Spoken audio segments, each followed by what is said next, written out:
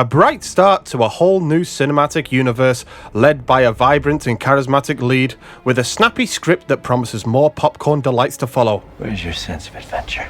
But that's enough about Iron Man. It's time to talk about The Mummy. Everyone's favourite full-time kook and part-time actor Tom Cruise is Nathan Drake's less successful brother Nick in Uncharted 5, The Mummy Returns. Directed by the man who spread excrement across the pages that became the scripts to Transformers Revenge of the Fallen, I am directly below the enemy scrotum. Comes The Mummy, the first in Universal's Dark Universe. Now, if you don't know what Universal's Dark Universe is, well, it's a collection of cross-media monster movie-related films, TV shows, books, and video games that, in a uniquely bold creative choice for the cinematic universe, consists of just one film. So, my guys, where do we begin on Alex Kurtzman's The Mummy? Is it Alex Kurtzman's The Mummy? Is that the question we need to be asking? Or is it Tom Cruise's The Mummy? I think it should be Tom Cruise's The Mummy, by the sounds of things. Before we actually begin discussing The Mummy, I want to speak about The Mummy, the Brendan Fraser starring Mummy. So, do you guys have any familiarity with those films as well? The original, I say the original in air quotes, trilogy? Yeah, the trilogy.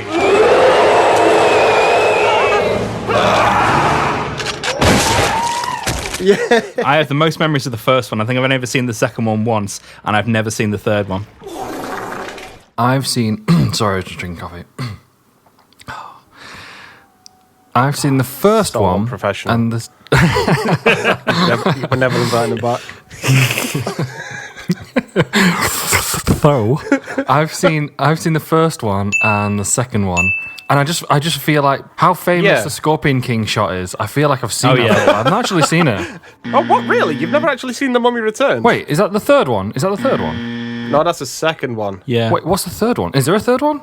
The Tomb of the Dragon Emperor. It's the one with Jet Li in it, where it has technically no mummy in it. Oh, okay. It's very much a belated sequel. Right, okay, so let me start again. I've seen the first one, I have seen the second one, and completely forgot about it, apart from one shot with bad VFX, and I have not seen the third one. Poor old fellow, now what could you have done to make him treat you like that? Are we going to mention the original Mummy? The Boris Karloff version? Yeah, I mean, we really should mention The Mummy. I've not seen it, actually. I haven't. I don't think many people have, to be honest. I would say it's one of the lesser of the monster movies from that period, because I went through all of them in like a couple of nights, because they're all only about like 70 or 80 minutes or something. A very easy watch. But that one's, it's okay, but it's not the best of that lot of films. And I think it's probably just known more for Boris Karloff as well and being part of that era. When it comes to The Mummy, and as a character, I have a situation with that character where I feel like filmmakers across the board are always in a rush to brush over the best parts of those films, which is when it's a universal monster that looks like a monster. I always feel like they try very quickly to, as the film series has gone on, they've tried more and more rapidly to get it towards a human figure rather than having it be some sort of monstrous ancient evil thing. And that's always been an issue for me, and I think it's a real issue with this film as well. Is it a Hammer film? I think Hammer Horror done their own I'm pretty sure they have, Mummy film. I think they might have done like Curse of the Mummy's Hand or something like that. Yeah. Ghost of the Mummy's Dick thing. That's the porn one. Unravel me, baby. You'll need plenty of bandages to clean up. I'm glad you clarified to clean up, mate. I'm just imagining like a phantom penis floating in the air. We talk about The Mummy being the beginning of the Dark Universe, but I think it actually, Dracula Untold, they tried to retrofit as being the first in this series, if anybody has seen that film as well. Yeah, I think also as well, after the third Mummy film, we had all that debacle with the remake of The Wolfman. All of that, combined with the rise of the MCU, obviously made them completely sort of rethink how they wanted to approach their monster movies going forward. I mean, I would actually think this film would really benefit from having the creative integrity of Joe Johnston's The Wolfman, to be fair. What, having a director who joined 2 weeks into production? Exactly. Well, having a director, because if there's anything about this film, it's that it doesn't have a director. Yeah, it needed somebody like a seasoned director. Yeah. In terms of the direction, he has no vision. and he also doesn't have the experience to execute what is a very turbulent production anyway, and kind of failed upwards into this job, Alex Kurtzman. I mean, that's Alex Kurtzman all over, failing upwards. That should be the name of his book. Yeah. Failing upwards, my story. The Alex Kurtzman story. Fuck gravity. My story begins as a failed... Oh.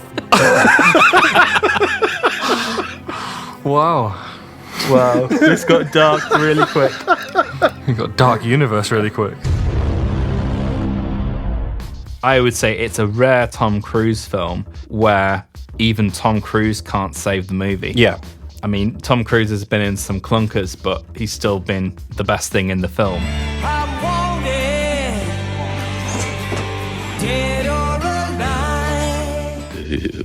I think that's the thing about Tom Cruise for me, is I quite like him as an actor because he's got old school Hollywood screen presence. And it's weird in this film because not only is it a poorly chosen film to be involved in, but within it, he has no screen presence or charisma. If I was showing somebody this film as their first Tom Cruise film and then telling them that guy in the middle of the screen right there is an action star, one of the biggest action stars, I don't think that they would agree with me or even believe me. He's a void in this film. Yeah, if you told somebody like an alien, this is one of the biggest movie stars in the last 30 years, you'd be like, what the fuck? The tone. His tone, rather, is just way off. Yeah. There's times when he's slapstick, stand-up funny, I thought, anyway. Oh, there's a bit later on where she's got him on the mummy, demon woman. She has him on a table and she, like, gets this knife and he's just this, oh? Kind of like, look. That whole scene is weird as well because that's the bit where he shouts out Jenny as she enters the room and is, like, shocked into silence by the sight, and she's just stood there making weird noises like and you're like, what? I think what they've tried to do is, because she walks in when the mummy is on top of Tom Cruise, kind of like in a sexual position, and I think they've tried to play on that. So she reacts as if she walked in on her love interest with another woman. Yes. But it's in a moment where he's going to be killed. You're right. I think that's supposed to be the setup, isn't it? That's what it's supposed to look like. I've never thought about that because of just how weird the whole thing comes off. Yeah.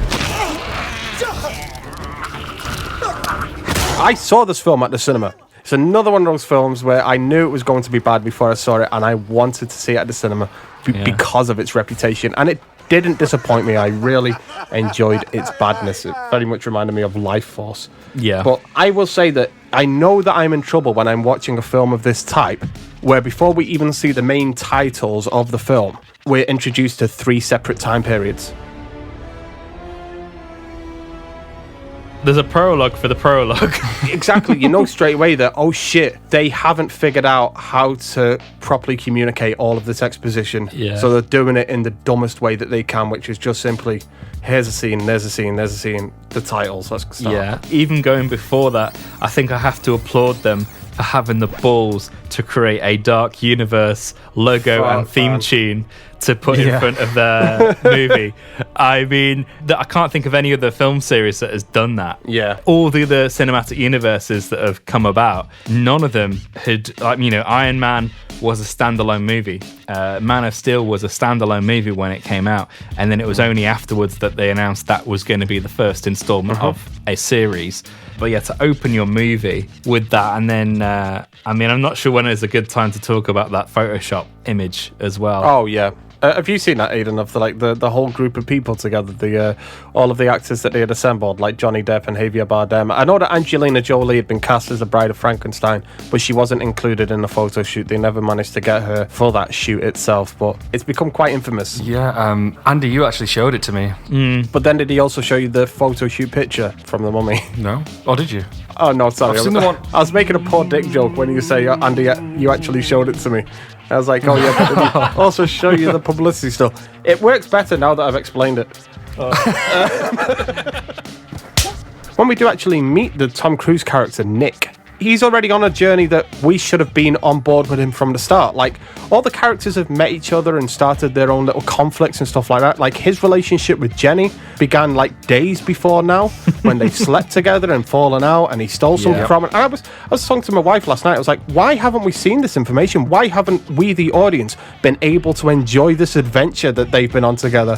Why suddenly when they meet, it sounds like they're already halfway through a film we've not been able to see.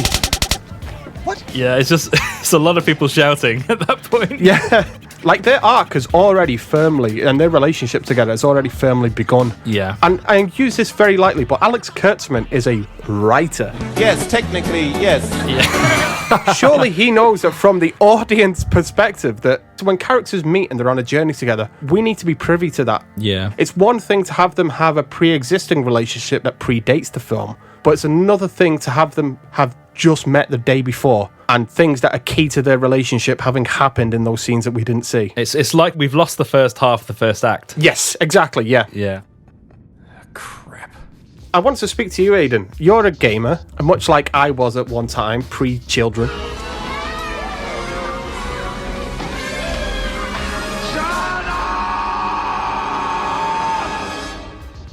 And you've played the Uncharted games much like I have. Did you get a real Uncharted vibe? Like they were really trying hard to cash in on the Uncharted series with like the first 20 minutes of this film, first 25 minutes? Yeah, it's like they've tried to use Tom Cruise's natural charisma to be a Nathan Drake-esque character, just because of how the story's told and because of the tone misplacement. It's just not worked. And there's a lot of questionable and a lot of stupid decisions made by the characters. Like, for example, with Nathan Drake, it's usually him, Sully. Maybe it's just, I think a lot of the time it's just two of them and they're going to places they shouldn't go and so on. Yeah. In here, there's a whole army with them. Yet, when they first go into the tomb, there's just the three of them. Tom Cruise, the girl and the dude from New Girl. Jake Johnson, yeah. Just three of them go into this tomb, and the army just completely don't help, just leave them alone. Just like, these inconsistencies are something that really separate it from the Uncharted series. That and bad writing. Yeah.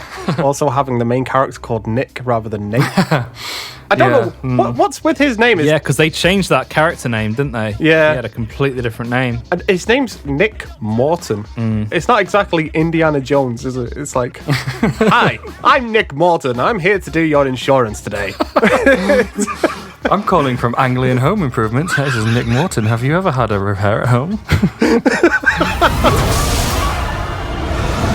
I feel like everybody that surrounds Tom Cruise in this film is just shouting all the time. Yeah. But Tom Cruise has nothing to say at any point. There's no character arc there for him. I don't know who his character is, but his reaction to everything that happens is silence and mumbling or murmuring, and every now and again he'll shout a word or two. But most of the time he's just standing around going, I don't know, yeah.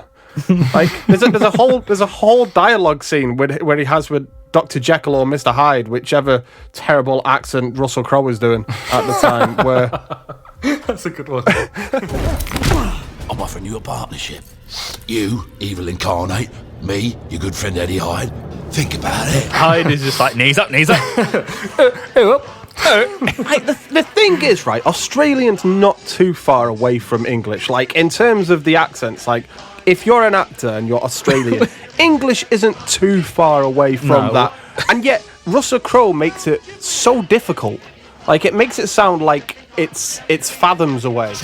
The ladies will love us. I mean, not to sound bad, but, historically, Australian accent is Cockney villain. You're getting out of your depth, Alan. People get out of their depth, they end up drowning. It absolutely is. That's why it sounds like the way it does. I'm going to report this to me Member of Parliament. Hey, Gus! I got something to report to you. It very quickly becomes Cockney versus Cruise in that. Yeah. During that bit. I do enjoy the countenance of pain. He's not monster enough when he's... Monster. That is, I was going to say, have they still made it not look real, even though it's with the most minimal effort whatsoever? Like, all they've succeeded in just making Russell Crowe not look real. Mr. Hyde, more like Mr. Snide. Yeah, and after watching this film, I am Mr. Cried because I'm never getting those minutes back.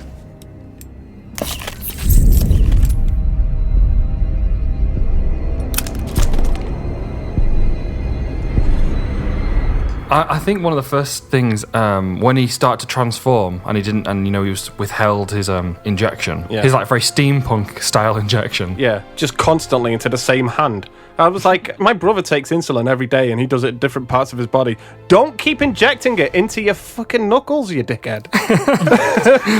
right in between the moose knuckle, right there. But Andy and I, we looked at each other and we were like, Then our eyes met, our lips followed. And after we'd made out, then we decided...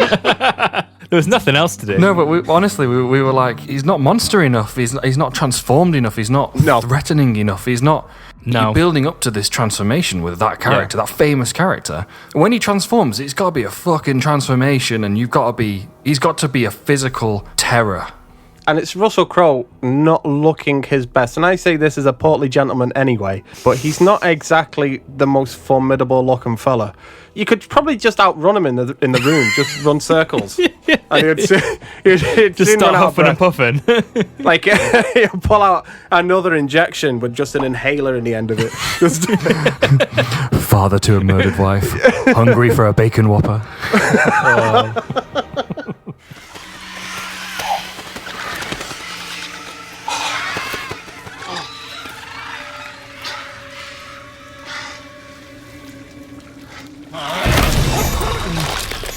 There's one scene in this film where everything works for me, and that is the scene where the two coppers come across the body of the mummy for the first time, and that is the only scene where it's genuine horror, and that is the best scene that works in the film. And it's mostly, again, I love Life Force. It takes a lot from Life Force in that scene as well, but that is the one where it all works for me. There's a little bit too much CGI on the mummy's face, but when you see it in a wide shot, and it's clearly an actor that's been augmented with a little bit of CGI here and there to make his limbs a bit thinner, that's when it really works. I thought, that looks great. And if the whole film had been that, it would have been much more enjoyable for me. I feel like we get past that so quickly. I mean, to be honest, I think we just need a mummy film that's not PG-13. We've had so many decades now of them trying to make these universal horror monsters family friendly, and it's just always been the complete wrong way to go about it. And I think that was the thing that doomed this version of the film from the start, is that people had already cottoned onto the fact that this kind of thing doesn't work anymore. And they were just flogging a dead horse. Let's get into Prodigium. Yeah, I just remember that there's a certain bit in that whole sequence where they go into a room, and it is the room of future sequels. Like, they obviously think they're being really clever by having little tidbits of, I think there's like the creature from the Black Lagoon's hand in there. Yeah, and there's a vampire skeleton, and don't forget things in jars. Yeah, lots of things in jars. Dicks in jars. Jeff Goldblum's dick somewhere in there. It's got to be. It's got to be. It's got to be. Or it's got to fly. But it literally is welcome to the room of future sequels. Welcome to this franchise. Here's what you could see in the future. But no. I wrote in my notes, monsters assemble. Like...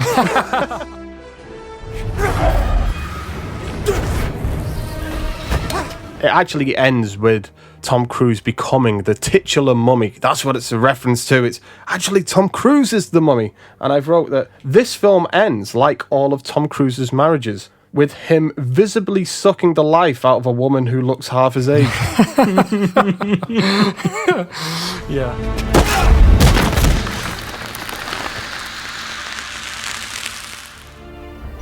Whatever human part of him remains, we'll search the world over for a way to break the curse. I like how the voiceover at the end kind of just goes down a route of, and the darkness will always be there, and he will always have to fight it, but fight it he must. He's not the mummy we need. Yeah, and then he just gallops away and does he have a horse, or is he just doing it by himself? Like, what, with coconuts? Is that one of his mummy powers? He's just got a stick with a horse's head on it. And Chris is coming behind with some coconuts. Yeah, he's got a hobby horse. The budget really ran out for this last shot, guys. But he does genuinely say, "Come on, my friend." Come on, my friend. Where's your sense of adventure?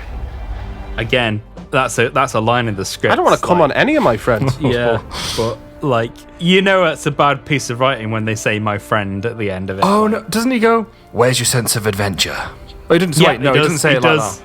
But he says that line, right? And, yeah, and you just think... Why does he say it like the merchant from Resident Evil 4? What are you buying? What are you selling? Not enough cash. Yeah, he says that, and if I was the other character, I'd be like, we've just had fucking enough adventure. You're not even you anymore, you prick. Give me a fucking breath, guys. Yeah, let you try and curb the darkness, and let's just go and fucking retire somewhere. And if anyone gives any trouble, can I see my parents? Curse them. Can I tell my parents I'm alive?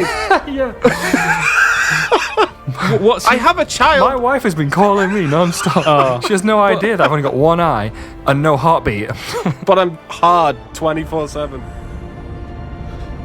We've talked about that ending and the way that it sets up that Chris and Nick are these legendary friends, BFFs.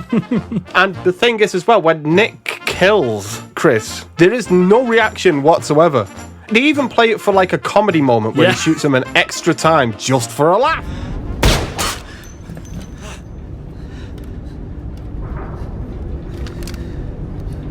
I'm sorry. Yeah. Oh, yeah. And it's like, there's not any sense of weight or emotional, like, oh shit, I've just killed my best friend. Yeah. How am I going to live with this? Yeah, they treat it more as an oops moment. Yeah. Yeah. It's happened again. Oh no. Right. Me and guns. I done it again.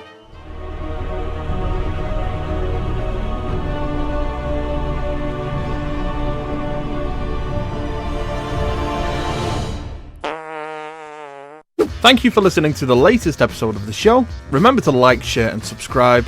And remember you can catch the full-length podcasts both on our YouTube page and on any podcast hosting platform such as Podbean, Spotify, Apple Podcasts, etc. See you soon.